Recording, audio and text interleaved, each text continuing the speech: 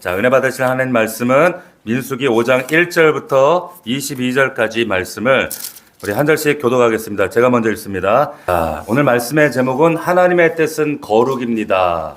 예, 하나님의 뜻은 거룩입니다. 이와 같은 제목으로 하나님 말씀 나누겠습니다. 읽다 보니까 막 살벌한 얘기가 나오죠. 이게 뭔 얘기인가 싶으실 텐데, 자, 우리가 이 민수기로 돌아와서 여러분들이 다소 생소하실 수 있는데, 민수기란 말은 다시 말하면 백성들을 계수한다 이런 의미입니다.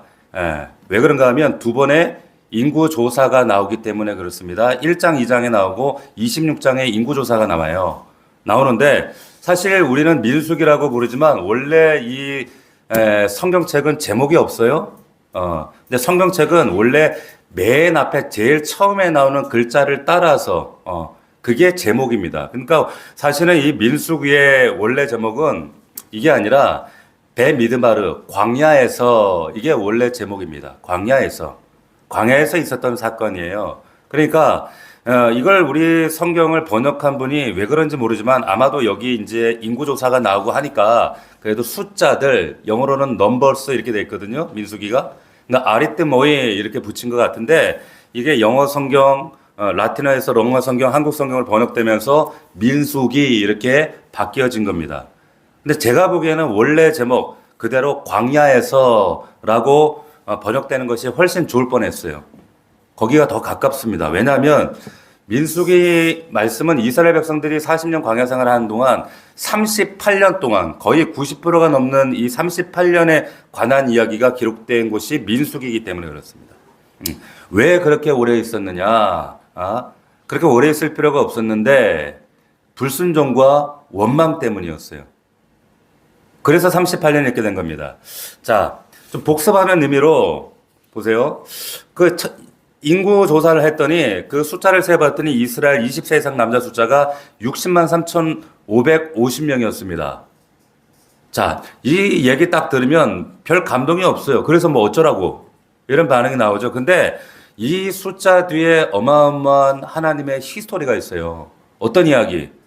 아이 한 명 낳을 수도 없고 전혀 앞으로 아이 낳을 가능성도 아예 없었던 아브라함에게 460년 전에 아브라함에게 하나님이 뭐라고 말씀하셨냐면 너의 후손이 밤하늘의 별과 같이 바닷가의 모래처럼 많아질 거야.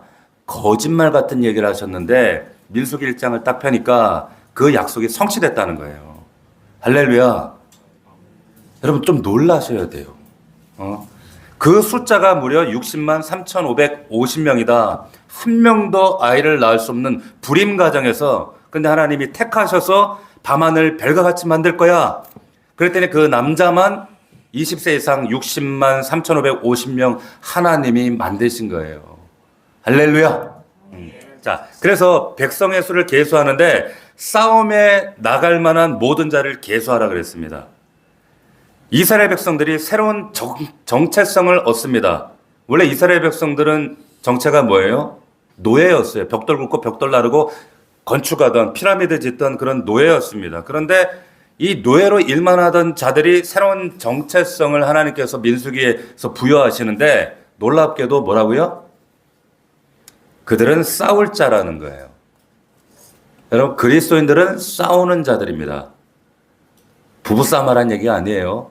우리의 정체성은 영적 정체성은 싸우는 자들이다라고 하는 겁니다.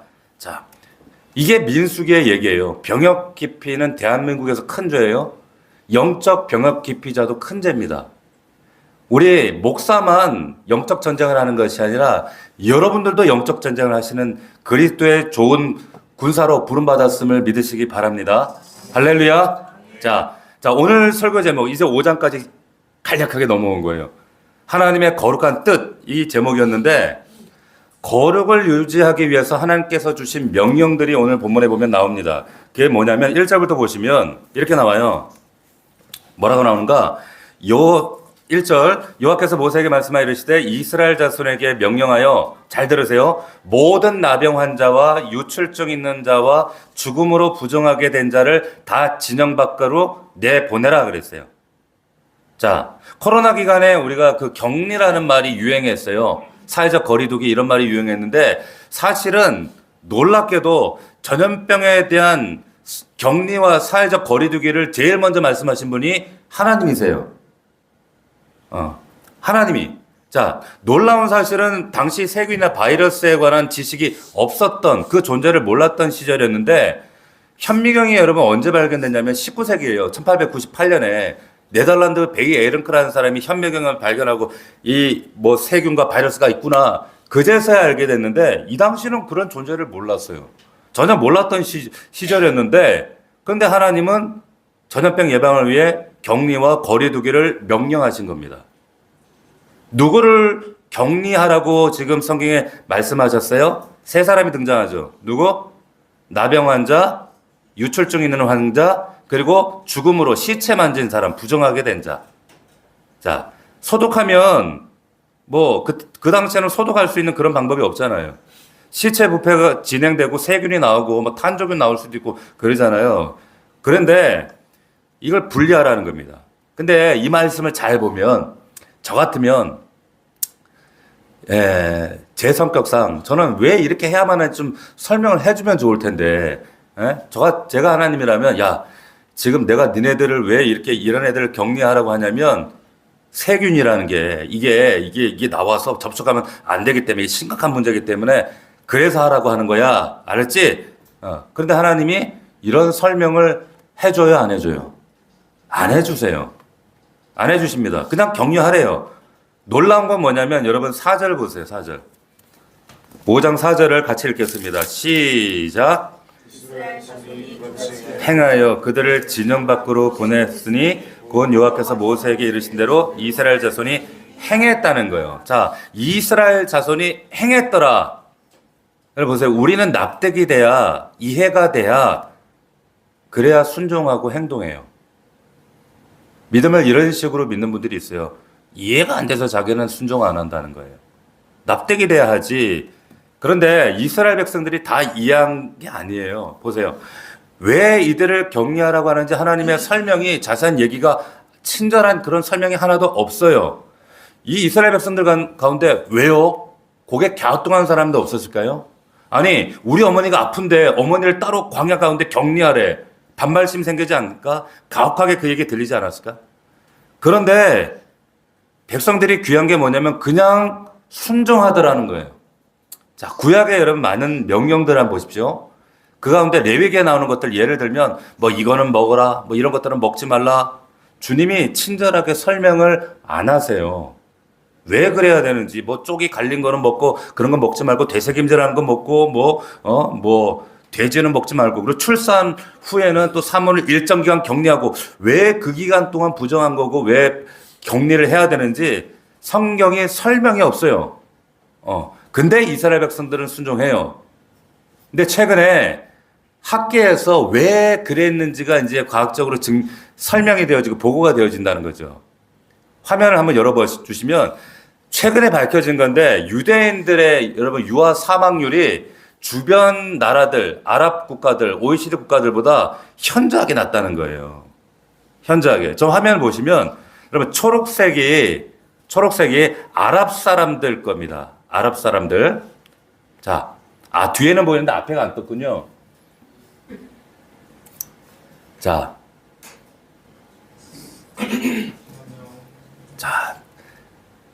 저 뒤에만 떴어요, 화면이.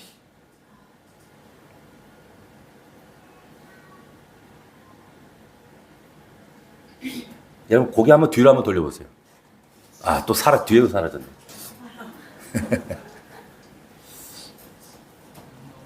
안 나와요? 자, 뒤를 보세요. 그 뒤를 잠깐 하면 뒤에 화면에 나오니까, 저게 보시면은 저게 초록색이 아랍 사람들 유아 사망률이고 빨간색이 평균이에요, 평균.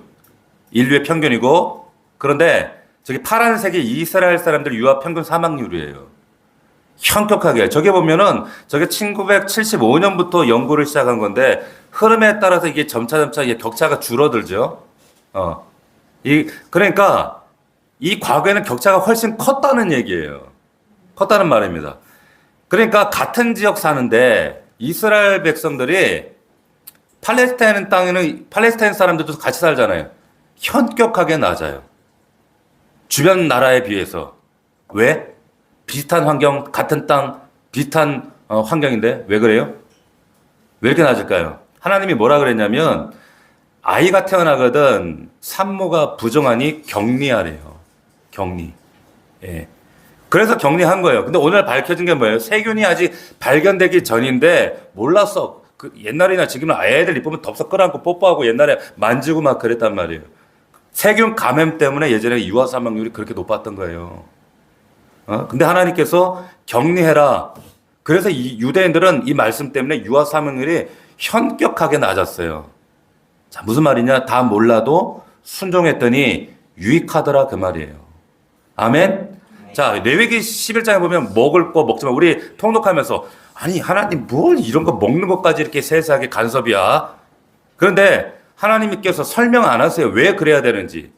근데 다 이해 못하고 그냥 먹지 말라는 거 그냥 안 먹었어요. 그랬더니 순종의 결과가 어떻게 나타나느냐. 평균 수명에 대한 자료가 있어요. 넘겨보시면 다음 화면으로. 자, 이게 잘 보세요. 이스라엘 백성들 평균 수명이 가장 높아요. 자, 초록색이 OECD 평균이고 파란색이 미국이고 재밌는 건 이스라엘 사는 그 논주이스 이스라엘 그 가나안 땅 지금 이스라엘 땅 사는 그 팔레스타인 사람들. 근데 팔레스타인 사람들과 비교해서도 이게 훨씬 높아요. 높다는 거예요. 자, 그러니까 이스라엘 백성들 평균 수명이 훨씬 높게 나오더라. 놀라운 얘기입니다. 하나님이 다 설명하지 않으시지만 레위기에서 먹지 말라고 하는 거, 왜 그런가 다 이유가 있더라는 거예요. 다 유익이 되더라는 거죠. 그 당시에 냉동시설이 없던 땅에 쉽게 부패해요. 대부분 그 음식들이. 그리고 제가 이제 아이를 키우면서 알게 된 건데 하나님이 먹지 말라고 하신 그 음식들은 단 하나도 이유식으로 쓰지 않아요. 이유식으로 쓰는 게 없습니다. 돼지고기 이유식으로 쓰지 않아요? 양고기, 소고기는 써도 닭은 써도요. 되지는 않습니다. 해물도 없어요. 해산물도. 그러니까 하나님은 이유식으로 쓰지 않는 음식을 먹지 말라고 하셨던 거예요. 이유식에 들어가지 않은. 뭐 다 아까 설명하지 않으시는데 뭔가 이유가 있겠구나. 어쨌든 이스라엘 사람들이 다 몰라요. 그러나 순종했더니 유익했다는 겁니다. 자, 조금 더 얘기해 볼게요. 출애굽기 12장 19절에 보면 6월절을 지냅니다. 그리고 6월절이 끝나고 나면 이제 일주일 동안 뭘 지내는가? 무교절이라고 하는 절기를 일주일 동안 지켰어요. 그래서 무교병이라는 떡을 먹고 뭐 쓴나물 먹고 막 이러는데 출애굽기 12장 19절에 보면 이래 동안에 누룩이 뭔지 아시죠? 누룩이 너희 집에서 발견되지 않도록 해라라고 하는 말씀이 있습니다. 자, 평소에는 괜찮은데 일주일 동안은 누룩이 있으면 안 돼. 싹 청소해야 돼. 그래서 이스라엘 사람들은 지금도 그래요. 1년에 한 번은 대청소를 할 수밖에 없어요. 그래가지고 누룩은 흔적은 부스러기라도 찾아서 없애야 되는 거예요. 오늘날 현대 유대인들은 아직도 그래요. 그래서 작은 부스러기 이 누룩 들어간 빵이 있으면 안 되니까 그걸 다 치우고 누룩에 담겼던 그릇들도 다 삶고 물로 삶고 누룩을 다 없애야 되기 때문에. 그래서 무교절을 지키는 유대인들은 그 절기의 마지막 날, 마지막 단계는 뭘 하냐면 아이들에게 집에서 야, 너네들 누룩 그 빵 부스러기 찾아오면 내가 용돈 줄게. 이게 마지막 날 절기의 행사예요. 오늘날에도. 그래가지고 대청소를 1년에 한 번 싹 다 해버린 거예요. 자, 어떤 일이 벌어졌을까요? 어떤 일이? 그러면 인류 최악의 전염병 하면 흑사병이 유럽의 3분의 1 인구를 전멸시켰어요. 거의 그렇게 끔찍한 일이었죠, 그때. 그런데 이스라엘이 이런 율례에 따라서 누룩을 제거하기 위해서 그릇을 찢고 집안을 대청소하고 그런 결과 쥐에 감염된 벼룩이 유대인 가정에는 현저하게 없었어요. 없었다는 거예요. 그리고 먹는 음식이 달랐거든. 그래서 유대인들이 안 죽었어. 흑사병이 돌 때도. 그러니까 유럽에서 저것들은 안 죽네? 이러니까 이 흑사병을 퍼뜨린 원인이 유대인이다 해서 당시에 유럽에서 유대인들에 대한 핍박이 사례가 어마어마하게 많았어요. 많이 죽였어요. 자, 하나님께서 이런 우리가 이 자료를 통해서 확인할 수 있지만 보세요. 우리가 지금이야지 과학이 발전해서 이해가 되고 설명이 되어지지만 그 당시에는 이해가 안 돼. 하나님이 설명하시지 않지만 순종하면 유익이 있다 이 말이에요. 아멘.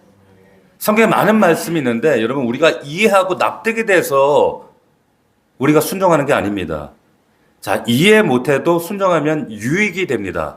여러분 물이 변화해 포도주로 변하는 요한복음의 말씀, 그 기적, 제자들에게 예수님이 설명하실 것 같으면 야 이거 포도주 떨어졌지, 이거 물 떠다가 갖다 주면 이거 화학 분자가 이렇게 변해가지고 이게 반드시 포도주로 짠 변할 때 사람들이 깜짝 놀라겠지, 이렇게 설명 안 하세요. 그냥 갖다 줘, 떠다 줘. 그랬더니 그냥 여러분 같으면 그럴 거예요. 왜요? 이걸 왜 갖다 줘? 사람 망신스럽게. 저한테 왜 이렇게 곤란한 일을 시키십니까? 이렇게 따지지 않겠어요?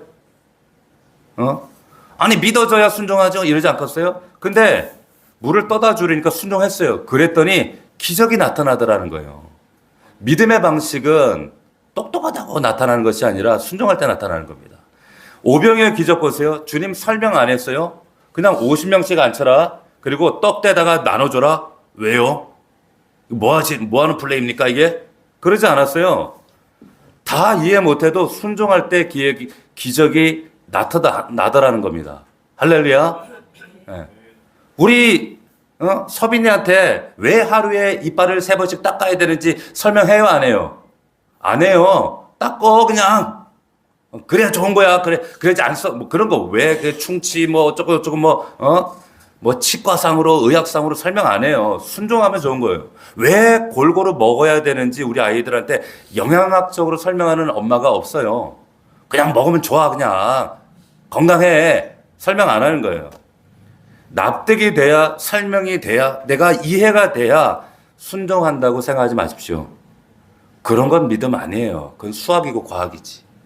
예? 다 이해 못해도 주님 말씀하시면 순종하면 유익할 줄로 믿습니다. 아멘. 자, 본문으로 돌아와서 격리하라고 명했던 이 3인방이 나오죠. 나병 환자, 유출증 환자, 그 시체 만져서 부정하게 된 자. 자, 아시다시피 우리 나병 무서워하지 않아요, 오늘날에는. 근데 오늘날의 그 한센병하고 좀 다른 겁니다, 여기 나오는 건.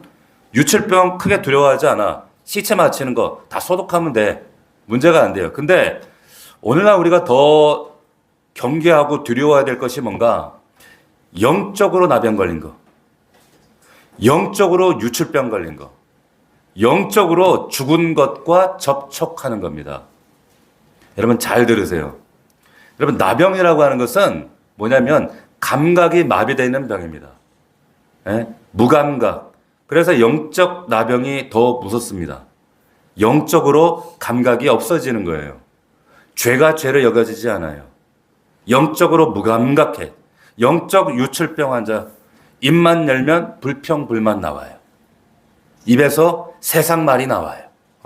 영적 유출병 환자가 훨씬 무섭습니다. 영적으로 보세요. 세상에 오염된 문화와 타락과 쾌락의 문화에 죽은 문화와 접촉되는 거, 이거 무서운 거예요. 이 세 가지가 다 전염성이 있다는 거. 당시에 말씀드렸지만 한센병이 아니에요, 이 나병은. 근데 이게 전염성이 강했습니다. 영적 나병에 걸린 것도 여러분 전염성이 있어요. 그래서 자기가 영적으로 무감각하죠. 세상의 것은 예민한데, 돈에는 민감한데, 하나님의 것은 무감각, 영적 무감각증에 걸리면 가정도 내 주변 사람들도 영적으로 무감각하게 만들어요. 전염성이 많아요. 영적 유출병, 불평, 불만, 세상 것들 쏟아내는 사람 옆에 가면 오염돼요. 같이 그런 것들. 그러니까 그런 사람이 있으면 목장 전체가 오염이 됩니다. 교회가 더러워져요. 리더가 그래서 시험에 들면 목장 전체가 바닥을 치는 것이다. 자, 내가 지금 영적 나병에 걸렸는지 유출병에 걸렸는지 잘 분별해 보세요. 빨리 하나님 앞에 점검하셔야 돼요. 시체하고 접촉하는 것이 무서운 게 아니라 세상의 썩은 문화들과 접촉하는 거. 세상이 다 썩었다는 얘기는 아니에요. 타락한 문화들 속에 여러분 아이들, 우리 자녀들 잘 지키셔야 돼요. 전염성 강해요. 자, 그런데 초점을 좀 바꿔서 이 세 가지 대상이, 이 격리 대상이 내가 되었다라고 한번 생각해 봅시다. 내가 그 병에 걸렸어요. 자, 내가 이스라엘 백성 중에 사는데 나도 모르게 영적 나병 걸렸어. 유출병이 생겼어. 시체를 만졌어. 격리될 수밖에 없잖아요. 얼마나 두려운 일이에요. 진영에서 쫓겨나서 저 광야 속에 혼자 격리돼야 되니까. 그런데 더 깊은 광야로 들어갈 때 이게 얼마나 두렵고 떨리는 일인데 잘 보세요. 그때 상황으로 한번 들어가 봅시다. 자, 공동체로부터 내가 격리되지만 하나님으로부터 격리돼요? 그러나 하나님으로부터 격리되는 건 아니에요. 여러분 이걸 잘 들으셔야 됩니다. 사람들로부터 내 공동체로부터 분리되는 것뿐이지 하나님으로부터 떨어져 나는 것은 아니라고요. 그러니까 여러분들이 3절 말씀을 5장 3절 말씀을 오해하면 이게 하나님이 진영 안에만 계시는구나 이렇게 오해할 수가 있어요. 그게 아니라 하나님은 진영 바깥에도 계십니다. 할렐루야. 왜 이런 말씀을 드리는가? 다윗이 시편에서 139편에 자 화면을 보시면 이런 말씀이 있어요. 이런 고백을 했어요. 내가 주행을 떠나 어디로 가며 주의 앞에서 어디로 피하리까? 하늘에 올라갈지라도 거기 계시고 수월에 내 자리 펼지라도 거기 계십니다. 새벽 날개치며 바다 끝에 가도 주의 손이 나를 인도하시며 주의 오른손이 나를 붙드십니다. 하나님은 어디에도 계시다는 거예요. 할렐루야. 자, 하나님은 거룩한 신분이기 때문에 진영 안에 계시지만 거룩하지 않은 진영 바깥에도 계시는 분입니다. 진짜 우리가 두려워야 될 것은 뭐냐? 사람들과 공동체로부터 격리되는 것이 아니라 하나님으로부터 격리되는 것. 이게 두려운 거예요. 자, 그러니까 우리는 사람들에게 소외당하는 거 싫어하고 거리두기 하는 거 무서워하고 격리를 무서워하고 싫어하지만 여러분 진짜 두려운 것은 하나님과의 격리예요. 내 스스로 격리, 자이든 타이든 격리되는 거. 여러분 지옥이 왜 무서울까요? 이 샤머니즘 영향이 있어요. 지옥 그러면 막 입을 찢고 막 불로 막 똥구멍을 찌르고 막 이런 거 봐가지고 절간 가가지고. 근데 지옥은 그래서 지옥이 무서운 게 아니에요. 지옥은 왜 그런가? 그 선하신 우리 좋으신 아버지와 영원히 격리되는 곳이 지옥이에요. 그래서 어떤 면에서는 세상에서 하나님 알지 못하는 사람들, 하나님의 임재와 통치가 없는 사람들은 사실은 다 지옥 가운데 살고 있는 거랑 똑같은 거예요. 여러분 사람과 분리되는 것 두려워하지 마시고 주님으로부터 멀어지는 것, 격리되어지는 것 여러분 두려워하시기를 바랍니다. 아멘. 자, 그러면 한번 생각해 보세요. 공동체로 격리됐어. 광야 깊은 곳에. 그 격리된 시간에 어떤 일이 벌어졌을까요? 어떤 일이 벌어질까? 자, 하나님이 공동체로부터 그 진영으로부터 사람들을 격리해서 이 나병 환자, 유출증 있는 환자, 시체 만지 부정한 자들을 격리해서 광야 가운데. 근데 그들 가운데 하나님 함께 하시잖아요. 이 기간에 하나님은 무엇을 하실까요? 뭘 하시는가요? 잘 들으세요. 나병 환자를 치료하세요. 유출증 환자를 치료하세요. 시체 만지 자, 부정한 자를 그래서 그 자기도 모르게 들어온 그 균을 죽이시는 시간이에요. 그러니까 여러분 그 격리의 시간은 사실은 두려운 시간이 아니라 아픈 자에게 치유하시고 회복하시고 새롭게 되어지는 시간이 바로 격리 시간이라는 거예요. 할렐루야. 이해가 되시나요? 그러니까 하나님은 하나님의 사람들을 반드시 이런 격리하는 과정을 거치세요. 보세요. 아브라함 보실래요? 본토 친척 아비 지금 갈대아 우르 땅에 잘 살고 있는데 그 우상 숭배하던 그 더러운 땅에서 격리시키시거든요. 아브라함을 따로 떼서 분리하세요. 그래서 그 사망의 문화에서 격리시켜서 그를 새로운 믿음의 조상으로 정화시키세요. 할렐루야. 요셉 보세요. 형들하고 잘 살고 있었잖아요. 근데 하나님께서 따로 격리시키셨어요. 왜? 요셉에게 유출병이 있었어. 어떤 유출병? 입만 열면 자기 자랑하고 으스대고 했던 그 유출병. 그래서 그 형들로부터 격리시키시는 거예요. 자, 이집트의 왕자로 자라던 모세를 하나님이 따로 격리시키세요. 그 이집트 사막 곳에 그 화려했던 세상 사람들은 와 하던 문화였지만 그 사막 문화에서 우상의 문화로부터 격리해서 깨끗하게 하시기 위한 격리 과정을 40년 동안 하시는 거예요. 요나를 그 배로부터 격리해서 물고기 뱃속으로 집어넣어서 격리시켜버리세요. 왜? 요나에게 무슨 병이 있었는데? 영적 나병 걸려 있었거든. 하나님 심정에 대한 영적 무감각, 하나님 마음을 몰라. 말씀을 읽어도 하나님 마음을 몰라. 그 영적 무감각을 치료하시기 위해서 뱃속에 집어넣어서 격리시키셔서 회복시키시는 거예요. 할렐루야. 이해가 되세요? 그러니까 하나님 백성들에게 있어서 이 격리의 시간은 회복의 시간, 치유의 시간인 줄로 믿습니다. 아멘? 그래야 회복이 되더라고. 우리 넘치는 교회 우리 성도들 잘 들으십시오.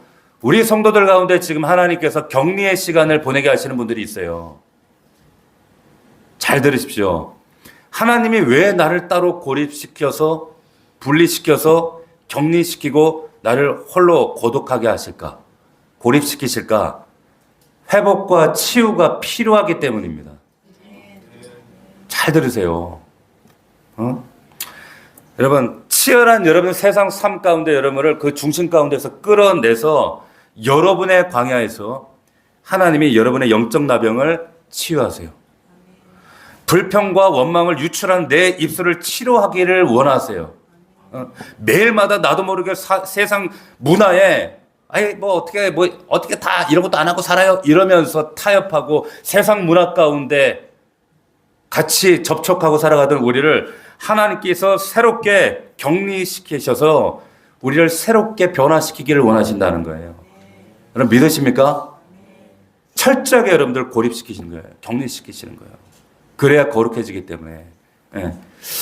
여러분 찬양이 하나 있는데 이 찬양에 이런 가사가 있어요. 뭐라고 하냐면 하나님이 광야라고 하는 찬양인데 왜 깊은 고독 속에 나를 홀로 두시는지, 왜 나를 고독하게 낮아지게 하는지, 세상 어디도 기댈 곳이 없게 하셨네. 주님만이 내 도움 되시고 주님만 내 빛이 되시는, 주님만 내 친구가 되시는 광야. 주께서 나를 사용하시려 나를 정결하게 하시려 내 자아가 산산이 깨어지는 곳, 높아지려 했던 그 모든 꿈도 주님 앞에 내려놓고 나를 부르시는 광야. 왜 나를 깊은 어둠 속에 두시는지, 주님만 내 도움 되시고 주님만 내 빛이 되시는 내 친구가 되시는 그 광야. 그 광야에 나를 정결하시게 하기 위해서 제가 나중에 단톡방에 올려드릴게요. 여러분 찬양을 좀 묵상해 보시면 좋겠어요. 세상에서 우리를 따로 격리시키셔서 우리의 영적인 무감각을 치유하시고 우리의 더러운 입술을 유출병을 치유하시고 또한 세상의 더러운 영향력에서 우리를 자유케 하시려고 하나님 그 시간을 두신다는 거예요. 자, 5절 10절부터 여러분 그 죄와 회개에 대한 가르침이 나옵니다. 5절 한번 보시겠어요? 5절 보시면 같이 한번 읽어봅시다. 5장 5절 시작. 여호와께서 모세에게 말씀하여 이르시되 자손에게 이르라. 남자나 여자나 사람들이 범하는 죄를 범하여 여호와께 거역함으로 죄를 지으면, 자 보세요. 이 죄에 대한 놀라운 통찰이 나오는데 이 죄의 정의가 뭐냐? 핵심이 뭐예요? 죄는 누군가 사람한테 이게 잘못하는 게 아니고 결국에 여호와께 하나님께 거역하는 게 죄랍니다. 아멘? 잘 이해하세요? 그러니까 누군가에게 잘못하는 게 죄가 아니라 그 죄의 핵심이 뭐냐? 하나님을 거역하는 거예요. 한국말로는 죄가 우리가 하나지만 히브리에 보면 죄가 세 가지가 등장합니다. 세 가지. 자, 화면을 보시면 세 가지가 이렇게 나와요. 하타 뭐냐? 죄는 하나님이 가지고 계시는 그 기준에 우리가 미치지 못하는 거예요. 하타. 또 하나는 아원, 탈선한다는 거예요. 정한 길이 있는데 탈선하는 게 아원. 패샤. 이 패샤라고 하는 것은 뭐냐? 반항하는 거예요. 반항하는 거. 이게 인간은 희한해요. 이 반항기가 있거든, 그 안에. 인간들은 다 자기가 제임스 딘인 줄 알아. 다 반항해요. 핵심은 뭐냐? 하나님 뜻대로 안 사는 거예요. 하나님 기준에 미달되고 하나님 가라는 대로 걸어가지 않고 하나님 뜻대로 순종하지 않는 거. 이게 죄라는 거. 자, 그런데 이 죄에 대해서 이 회개에 대한 가르침인데 7절입니다. 7절. 같이 읽습니다. 시작. 그 지은 죄를 자복하고 죄값을 온전히 갚되 5분의 1을 더하여 그가 지었던 사람에게 돌려줄 것이요. 여러분 잘 보세요. 회개를 맨날 하나님 잘못했어요. 아멘. 아시죠? 끝. 이렇게 하시는 분들이 있다는 거예요. 아니에요. 죄는 여기 보니까 자복하고 그리고 온전히 갚으셔야 돼요. 사람에게 갚으셔야 돼요. 아멘? 그리고 하나님께 갚으셔야 돼요. 그 8절에 보면 그런 갚을 대상이 없으면 하나님께 바치라는 거예요. 자, 그러니까 왜 이런 말씀을 하는가? 여러분, 우리 그 미랑이라는 전도연 나오는 영화 보셨잖아요. 그죠? 그 영화에서 말하는 게 뭐예요? 기독교가 가지고 있는 값싼 회개를 얘기하는 거예요. 싸구려 회개. 예? 거기에 보면은 전도연이 이제 그 사랑하는 자식이 유괴당해서 살해를 당하잖아요. 죽었어요. 전도연이 막 괴로워하는데 이제 기독교 신앙을 받아들이고 그 살인자를 용서하기에 이르게 됩니다. 그래서 감옥을 찾아가요. 왜? 용서해 주려고. 찾아갔더니 놀랍게도 이 사람범이 너무나도 평안하고 그냥 아무렇지도 않은데 이렇게 살고 있더라는 거야. 그러면서 한다는 얘기가 나는 이미 눈물로 회개하고 용서받았으니, 예? 나는 용서받았으니 나는 마음의 평화를 얻었다. 근데 그 얘기를 듣는 순간에 어떻게 해요? 전도연이 눈이 확 뒤집어지면서 분노하잖아요. 왜? 내가 용서하지 않았는데, 내가 용서하지 않는데 왜 자기 묵대로 용서하고 자기 마음대로 끝내버리는가? 자, 그런 장면 기억나시나요? 이 영화를 이창동 감독이 만들었는데 뭐라고 얘기하냐면 교회가, 기독교가 말하는 그 싸구려 회개를 비판한다는 거예요. 회개만 하면 다냐는 거예요. 그게 아니라는 거예요. 여러분, 원래부터 회개는 그렇게 간단하지 않아요. 가벼운 문제가 아닙니다. 이 민수기 5장을 안 읽어서 그런 거예요. 죄를 자복할 뿐만 아니라 그 죄에 대한 반드시 보상도 있어야 돼요. 그걸 하나님 요구하셨다는 거예요. 깨닫기를 원합니다.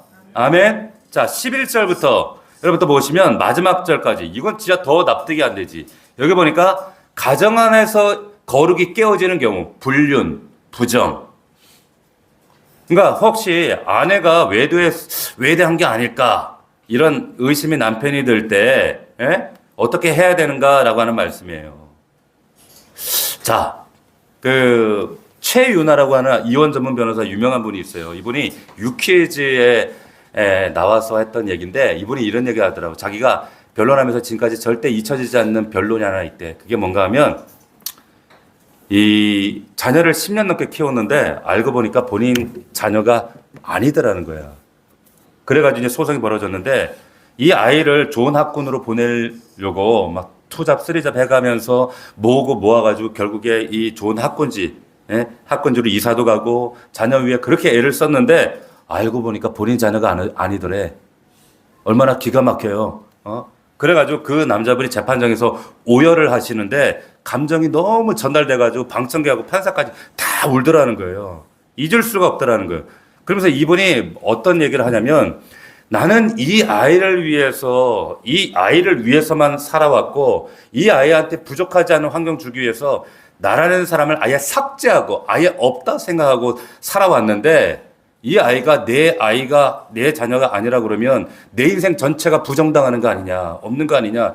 그러면서 나는 어디 가서 보상받아야 되냐, 막 오열하시더라는 거예요. 판사들도 아무 얘기를 못 하는 거예요. 방법이 없지. 돈 준다고 그게 보상이 되겠어요? 여러분, 우리나라에 1년 동안 가정법원에 친자 확인 소송 건수가 5천 건이래요. 1년 동안에 아내가 의심돼서 친자 확인 소송 건수, DNA 검사한 사람이 5천 명이라는 거죠. 대한민국이 이런 나라입니다. 이렇게 타락하고 음란한 나라예요. 오늘날은 DNA 검사, 친자 확인 소송하면 끝났는데 그 시대 옛날에는 이게 없어. 그 당시에는. 그러니까 의심이 되니까 어떻게 해요?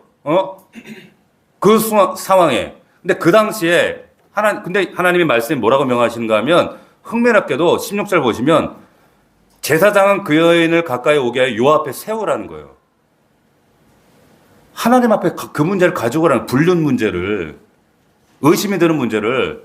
자, 근데 여러분들이 이 말씀을 볼 때 여러분들이 염두에 두셔야 될 게 뭐냐면 이 시대는 엄청난 남성 중심 사회였다는 사실이에요. 조선시대하고 비교 안 될 만큼. 그러니까 이 당시에는 여자를 숫자로 치지도 않았고요. 그리고 그 시대는 또 어떤 시대냐면 남자가 만약에 이런 여자 부정에 대한 의심이 들면 죽여버려도 괜찮은 시대였어요. 명예살인. 요즘에도 명예살인이 있어요, 중동에는. 그리고 여자 코를 심지어를 베어버리잖아요, 중동 어떤 나라는. 그런 시대였는데 갖다 버리든지 죽이든지 마음대로 할 수 있는 시대인데 하나님이 그렇게 하지 말래. 예? 그런 문제를 갖고 하나님 앞에 오라는 거예요. 할렐루야. 여러분 잘 기억하셔야 돼요. 이거는 그 당시는 남자들이 여자들 아무렇게나 취급해도 되는 시대라니까. 그런데 그렇게 할 수 있는 시대에 하나님이 남편들에게 부탁하는 거. 그렇게 하지 말고 그렇게 하지 마. 문제가 생기면 하나님 앞에 그 문제 가지고 와. 그리고 나서 이제 아주 그로테스크한 이상한 상황을 연출하시는데 어떤 일이 벌어지냐면 여러분 18절 보세요. 18절 보면 아까 읽었잖아요.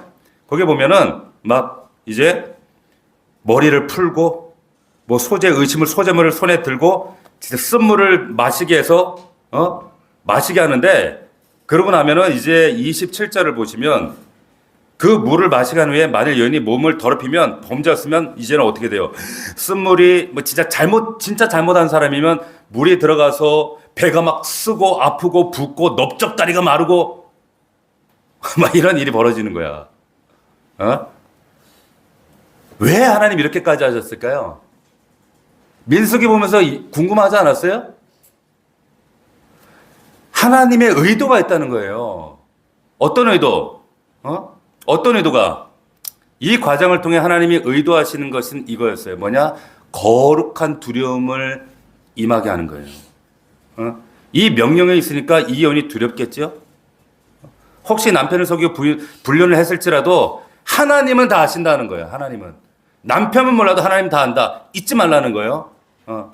근데 우리가 이 말씀을 쭉 읽다가 진짜 딱 부딪히는 게 거부감 드는 게 뭐냐면 31절에 이런 말씀이 나와요. 남편은 무죄할 것이요 여인은 죄가 있으면 당하리라. 진짜 짜증나 이런 말씀이 있으니까 진짜 성경 진짜 남녀 성차별 진짜 이거 작살이다 막 이러면서 여자들이 막 반발하고 막 민수가 더 보기 싫은 거야. 근데 한번 잘 생각해 보세요. 다시 말씀드리지만 이 시대는 여자들 확 죽여도 상관없다니까. 이 말씀이 없다라고 하면 이 조항만 없으면 남자들이 어떻게 하겠어요? 구태여 뭐 하나님 앞에 세우고 그냥 갖다 바꿔버리지 이참에. 죽여버리든지 코를 베어버리든지.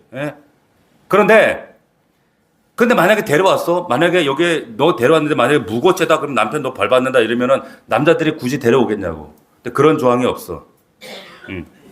자, 하나님이 걱정하지 마. 그냥 데려와. 아무 문제 없어. 너는 안전장치를 주시는 거예요. 이 여인 함부로 대하지 말고 죽이지도 말고 갖다 버리지도 말고 왜 이런 말씀 하실까요? 여자들 보호하려고 하시는 거예요. 이 말씀은 남녀 성차별에 관한 말씀이 아니라 정말로 그 시대 중동 세계 속에서 하나님은 당신의 여자이지만 여자로 태어난 당신의 자녀들을 정말로 보호하시기 위한 하나님의 사랑이라는 거예요. 할렐루야. 이해가 되시나요?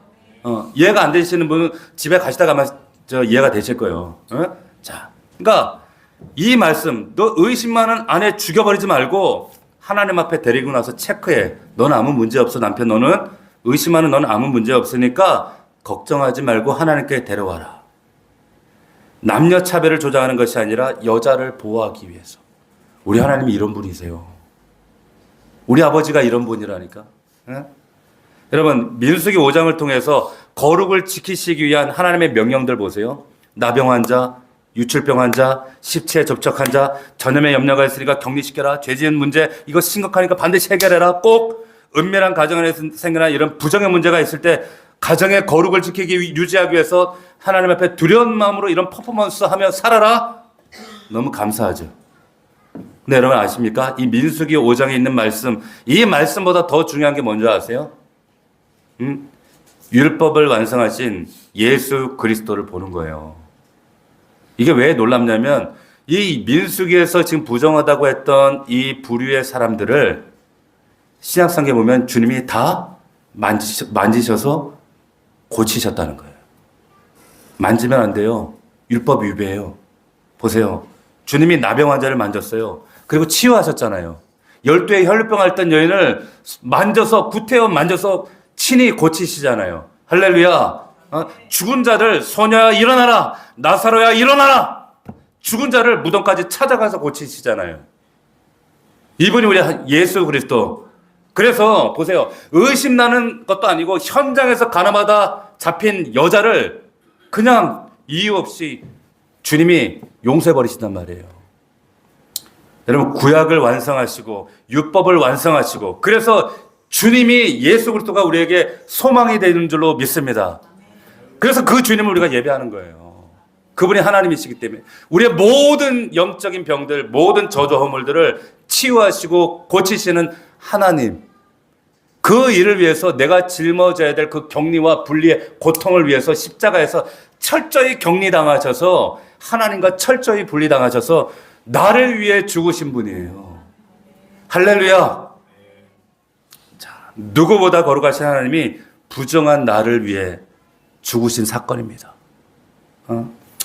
세상과 가늠한 나도, 우리도 용서하시고 회복하시는 예수 그리스도. 우리가 그분 붙잡고, 여러분 이 믿음 붙잡고 말씀 안에서 승리하는 저와 여러분들 되기를 주의 이름으로 축원합니다. 축복합니다. 자, 기도하겠습니다. 1분간만 기도합시다. 하나님, 그렇습니다. 내가 바로 이 영적 나병을 가진 자입니다. 내가 유출병 가진 자입니다. 내가 세상의 더러운 것과 접촉한 자입니다. 하나님, 그런 나를 살려주셔서 감사합니다. 예수 그리스도를 통하여 허락하신 이 놀라운 은혜 감사합니다. 우리 한 목소리로 기도하게 나아가겠습니다. 살아계신 아버지 하나님, 감사함을 드립니다. 오 존귀하신 아버지 하나님, 아버지, 내가 바로 그런 영적인 나병의 환자였습니다. 거룩하신 아버지 하나님, 나를 이 나병으로부터, 유출증으로부터, 이 죽음으로 부정하게 된 나를 건지시고 고치시고 새롭게 하여 주신 아버지 하나님, 감사합니다. 하나님, 아버지 하나님, 나를 사랑하신 예수 그리스도 안에서 하나님, 나를 위해 철저히 격리당하셔서 나의 모든 부정과 죄악과 허물을 담당하신 예수 그리스도, 나를 위해 십자가에 죽으신 예수 그리스도, 그 하나님만을 온전히 믿으며 하나님 말씀이 납득이 되어지고 이해가 되지 않는 할지라도 믿음으로 순종하며 나아가는 우리 믿음의 사람들이 될 수 있도록 역사하여 주시고, 하나님 말씀은 순종할 때 유익이 될 줄로 믿습니다. 나를 살리신 예수 그리스도 안에서 우리 가정이 살아나고 우리 자녀가 살아나고 내 영혼이 회복되어지는 아버지 하나님, 광야의 그 철저히 격리된 그 시간 속에서 내 영혼을 새롭게 변화시키시는 그 하나님을 만나는 우리 성도들 되게 하여 주시옵소서. 함께 하여 주시옵소서.